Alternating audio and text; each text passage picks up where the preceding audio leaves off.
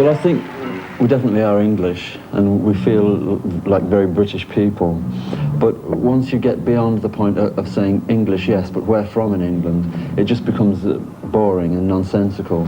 I mean, there's many, many groups in Manchester who are totally useless and who never get any attention whatsoever.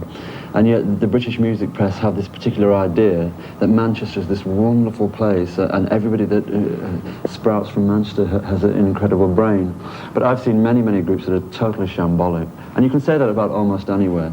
You can't get into the whole geographical obsessiveness. You can't do that. The Smiths is a very young band. You started by the end of '82, and you had already very quickly these huge reactions in England. What happened, in your opinion, and why did everybody started to like the Smiths? Can it really be explained? I think it either happens or it doesn't happen. It's from initially, on our part, we were very, very sure of what we wanted to do. And we were very positive about every single aspect, however minuscule, connected with the Smiths. And it was really important that people understood us completely and saw us straight away. I think because we all had this very strong attitude, it worked. We didn't rely upon anybody. We didn't wait for anybody to come along and pick us up and do something for us.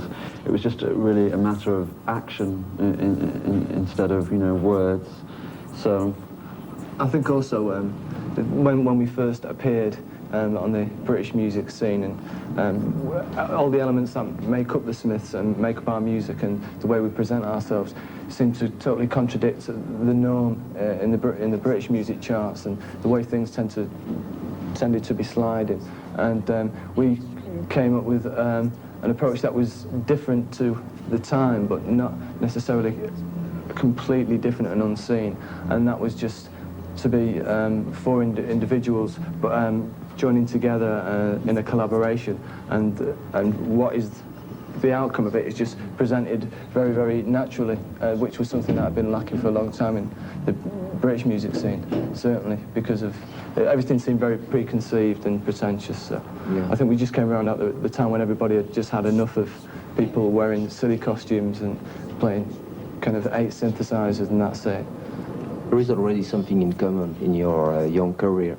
It is covers, singles, and the LP. So what about all these guys on the cover? It's just really quite selfish. They're just very interesting images.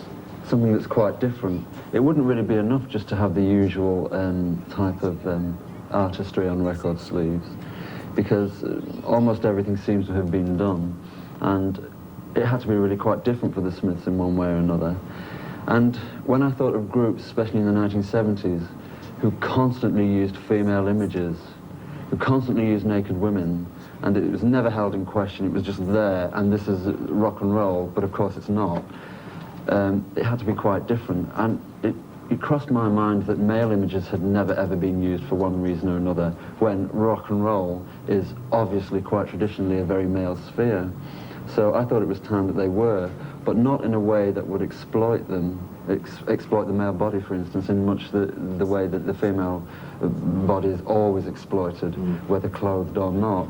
So it had to be something quite different, and it was quite a risk, but it's worked. Yeah, but you made a choice between Jean Marais and Clint Eastwood, for example. Oh, most definitely. And I shouldn't have to explain why.